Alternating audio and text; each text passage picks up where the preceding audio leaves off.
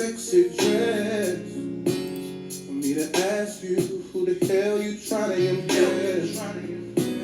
For you to laugh it off like it ain't nothing. I know it's something, maybe nothing here. Just sit home and wonder where you are. Is he kissing you, touching you? What's going on, y'all? It's your boy Rob B. Smooth here, man. What's going on? What's going on? We live, man. Hey, I know it's been a while since I've been on here, man. I'm back and everything like that, y'all. The TV network still will be back up, Urban Vision Television. Also, I can tell you, it's podcast, as you know it. Yes, sir. We will be back on the air coming real soon. But today, what I want to talk with y'all about today is that I got a new adventure going on. It is Urban Vision Logistics LLC. It is a platform where we are going to teach people how to become dispatchers and dispatching trucks and stuff like that. I have a blueprint. It is called the Urban Vision Logistics Blueprint. It's how to become a dispatcher, step into brokerage, and also building up businesses in between. I started this about a year and a half ago, and had to really learn what was going on as far as the business and what was happening out there in the world. And I found out that those trucks have to move no matter what goes on or what we do. No matter what it is, somebody has to move those trucks. So when I start looking into this business, I start realizing that, man, you know what? A dispatcher is the key to all this moving and everything that's going around with all the freight. So I had to learn the different terminology and everything that was going on with it. So, once I did that, I said, you know what? Let me go ahead and do my thing, create this. So, as far as doing this money-wise, it's lucrative. It can be very lucrative. I have a class that I'm going to be teaching. We took all this. We're going to put all this on the school. If you are interested in this, you can reach me at urbanvisionmag3908@gmail.com. I will actually put that up. And you can also let me know if you are wanting to do that or be in that or whatever like that. We could definitely get you on there. And, we can talk about it. Yes, sir. We can talk about it. We definitely talk about it. You know what I'm saying? And it's just different things that you got to know. Once you get into this thing, and like I said, the dispatchers, support the carriers, brokers, and they arrange different freight between shippers and carriers. To me, shippers and brokers are the same. If you are involved in my program or my software and stuff like that, you'll hear me say that a lot. And it's the language. Knowing what it is and stuff like that. But there is a difference between the two, but I say they're the same. The shipper owns the freight. They own it. They own whatever we're trying to bring over here. I don't care if it's iPhones. I don't care if it's big machines. I don't care if it's cars. I don't care what it is. That's what they own. The broker finds the carrier. That's where the broker and the dispatcher work hand in hand. So once the broker gets with the shipper, they become the shipper as well, because they are responsible for moving the freight no matter where it is. And as you can see here, I have the shipper, broker, and carrier. Carrier is the person who moves it. That's the truck. Some of those carriers are owner-operators. You'll hear that a lot. Those are the guys who own the truck, and they sometimes drive a truck. Or they own the truck, and they source it out to a driver that works under them and under their authority. You'll hear me say that a lot. And like I say, one of my partners who's been in this business for almost 15 years, he really told me it's about language. You can be saying something, but you can be saying the wrong thing. You can be saying the wrong thing. So it's all about that, knowing the language, knowing what to say, how to say it, and stuff like that. So when you're actually on the phone talking to carriers, trying to get them to work under you and you be their dispatcher, it's all about language and talking calm. So you're negotiating rates. You're handling different things. You're actually a problem solver, and that's what you're going. That's what you're going to become as a dispatcher. Is solving problems. Like I said, learning the language, knowing the equipment, the lanes, the rates, different deployment windows, detention, CONU. I'll let y'all say that word, but that's that's basically driving, and you get there and they cancel the load on you. PLDs, lumper fees. Lumper fees trip me out. I was doing a load somewhere. And this guy comes to me and says, "Hey, I'll charge you $125 to take it off." I'm like, what? And I'll take this stuff off myself. You crazy? But they're in warehouses. They make a deal with certain warehouses, and they unload your truck. Sometimes the broker doesn't tell you that. I had to learn the hard way, and they in there and they actually making money, actually for themselves. So my thing is, why am I going to pay you $125, $130, whatever it is that they come up with, when I can do it myself? It's not for me to get that thing and pallet jack and put it on there. But here's the thing that goes wrong. The broker knows that this lumper fee is available. They don't tell the driver, so the driver either comes out of his pocket or the owner or operator or whatever else, and they pay the lumper fee. And the lumper fee is like $125. This is how they make money all single day. Lumper fees, like they're not supposed to, but they do. They do. It's there, and I'm just like, you know what, y'all tripping. But that's something that you'll have to learn and know, and ask that question up front. When you're dealing with brokers, are there any lumper fees, and are you going to take care of that? The broker takes care of it on their end, but sometimes they try to pass it on to the driver, and it's crazy.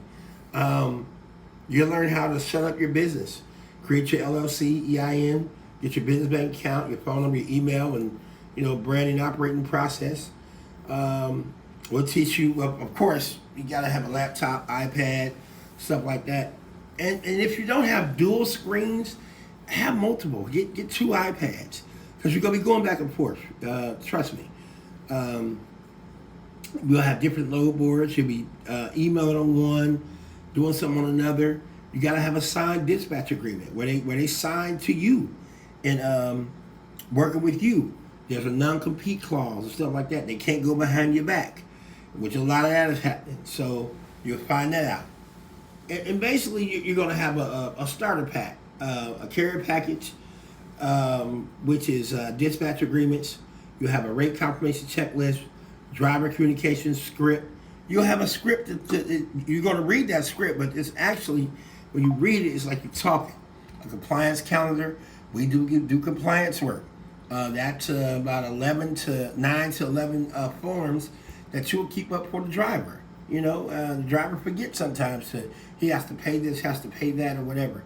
So that's what we come in at to do that. Daily operation. I start at 4:30 in the morning. Everybody don't do that. They don't do that. 6 to 9 o'clock, you be looking for loads about 2-3 hours. I say from 9 to noon. Basically, you booking loads, you locking in rates, you're going back and forth.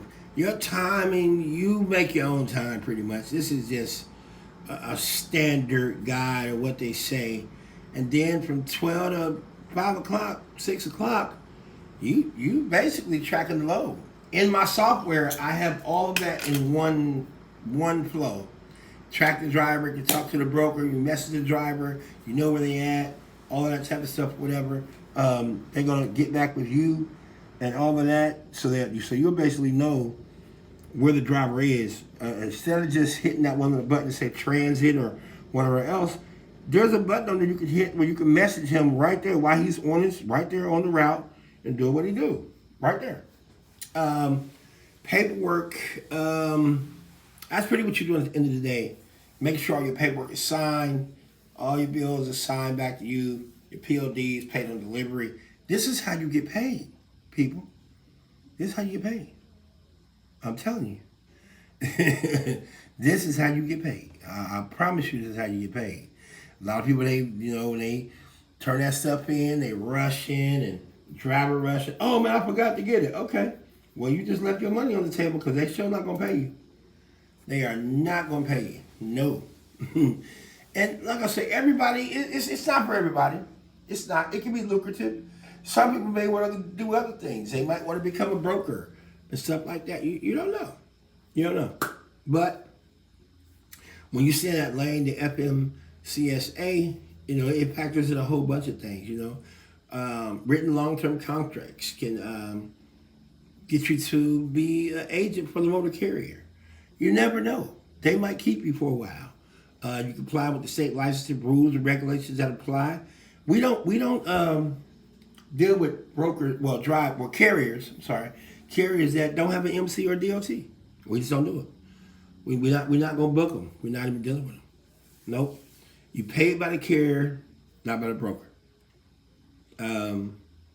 Shipper, or the packing company. That driver that's driving for that carrier, they're the ones that's paying you. Now, if you have a factoring company and they're okay with that, basically what's going to happen is the factoring company's going to buy your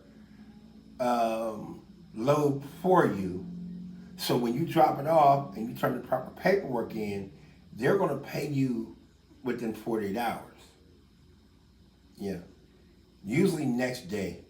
But then if you've got a factoring company, usually the carriers get paid, if they don't have one, 15 to 30 days.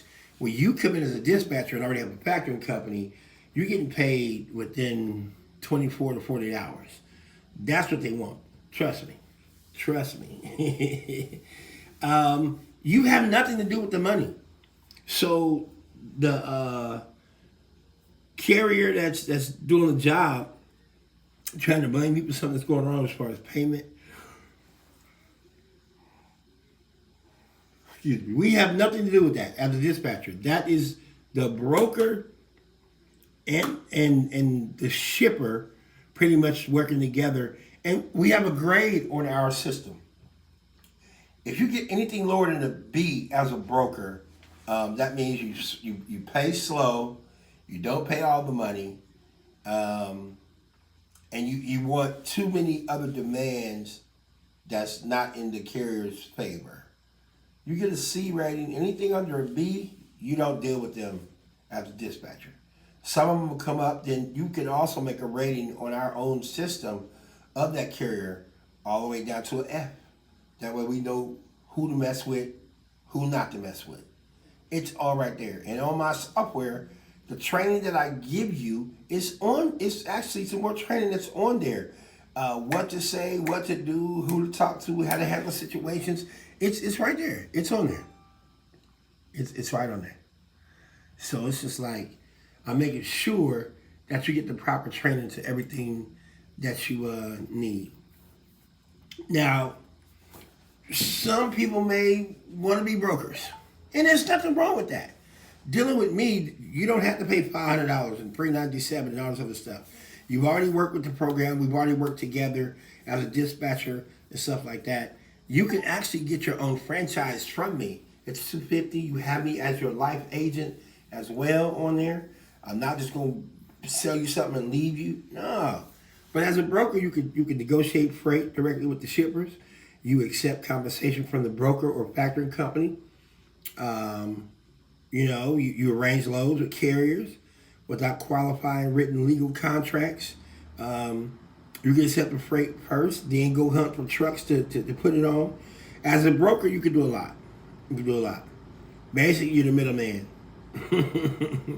You are the middleman, and that's why I say I can teach people how to be not only just this, but to be a broker, and that's where you want to be at. I'm telling you, that's exactly where you want to be at. That's exactly what you want to do. That should be your goal. When you're doing what you're doing, that should be your whole entire goal is to do that. I'm telling you, is to really be on that. I don't know what to tell you. If you're not trying to expand and get yourself out there like that, I don't know what you're doing. I'm being serious. I do not know what you're doing. There's quite a few things that you have to do first before you become a broker. You have to apply for it online. They don't have no office. It's $300. You have to get you a security bond, which is $75,000. You don't have to pay $75,000 up front. You don't. You file for a BOC3. It takes 4 to 6 weeks for it to come back. So while you're doing that, in those 21 days, you can get the other stuff done and still, you've already been dispatching, so you're waiting on your own number to come back in from your MC number, and you're good. Some facts that should be there, people, they kind of like misuse. The property for brokers and household goods and brokers both require $75,000 security bonds. So if something happens, whatever else, you covered. Okay, that's the first thing. You are covered. Bottom line, brokerage, it's a compliance business. You are actually keeping the carrier up on all their paperwork. You're doing the paperwork that they don't want to do, basically, and you keep them pushing, keep it moving. You see, if we're doing a broker compliance checklist, let's say the commercial setup, like I said, LLC, EIN, business bank, shipper broker agreements, carrier packages, TMS, CRM accounting flow. I have that already. I already built it. I already have it. It's up, ready to go. The risk controls. You have to check their insurance. You have to. You cannot put a person on the road and they don't have insurance. It's going to come back bad. I'm telling you, and I'm telling you as I know. They're going to get caught. I don't care what they do, where they drive, where they go, whatever. If they don't have insurance, they're going to get caught. And it's going to be bad. It ain't going to be the same. It's not. The FMCSA, they watch everything. So if you think you're going to be slick around them, it ain't going to happen. As a broker, you got to maintain that $75,000 security bond. You got to monitor fillings, notices. You got to update legal name, addresses consistently. If they change, if they sell it, whatever's going on, you got to maintain all that paperwork. Yeah. You got to fix deficits to avoid suspensions. And drivers get suspended. They get pulled off the road for just one piece of paper. I've seen it. They didn't have a piece of paper filled out, so they got pulled off the road for that. With me, we're going to launch a 90-day plan to get your first carrier, get you together. It shouldn't take 90 days, but I'm just saying, realistically, for training and getting you together, getting you ready, like I say, anyone can do this if they put their mind to it and they want to learn this and all that. Anybody can do it, man. I'm telling you. Listen, you can build it, become successful at it. It's not hard. You got to put work into it. Like I say, what you put in is what you will get out of this thing. And like I say, it can be lucrative for you, and very, very lucrative for you. And it, like I said, it can, you can learn a lot. You can learn a lot. I'm Robbie Smooth. Check it out. Like I tell you, this podcast is coming back soon. We are Urban Business Logistics LLC. I will be hosting these classes on school. You can go to my Instagram. You'll see posts up there, Robson35 or _. You'll see posts all over. And it's there, people. If you want to learn it and stuff like that, I'm going to give you the tools to learn it. Like I said, I know a lot of people don't want to give up the sauce. They don't want to do it. I know they don't. They don't want to give it up. But that's how they are. They don't want to give up the sauce. But, hey, it is what it is, man. Now, like I said, if y'all want to learn this thing, it's here. It's there. People can learn it. Like I say, you're at home with your kids. Say you got kids, and like I said, hey, ain't no telling. What you want to do, ain't no telling. Anybody can learn. Anybody can learn. Anybody can learn. Anybody can do it. I'm telling you. I can't iterate that enough because a lot of people they don't think it's real. They don't think it's happening. They don't think it's going to be there and all that kind of stuff or whatever. I'm just like, man, listen. There's a young lady that's out here. She's selling her stuff, and she's doing quite well. She's doing very, very well, very, very well at this, and she's not getting over on anybody. I bought the course myself. I'm giving that to my students as well to have them learn some different stuff or whatever like that. I also have a whole situation myself. You're going to get that. You're going to get a lot of paperwork to study. You're going to have a lot of study guides. So, like I said, being at home with your kids in the next room or whatever and just learning something that, can be lucrative for you, I think it's going to be crazy, man. It could be crazy. And like I said, you can have fun with this thing, man. Have fun with it. Like really, really have fun with this thing. You know what I'm saying? Really have fun with it, man. Hey, listen. I thank y'all. I thank y'all for your time. I really, really do, man. I appreciate y'all. Like I said, the Tell Like I Tell You podcast is coming back. Yes, sir. We're coming back, y'all. Hey, listen, man. I appreciate y'all, man. We coming back, y'all. I appreciate y'all. Cause I done played you about 3 or 4 times. Girl, I know it's put you through, baby. And I know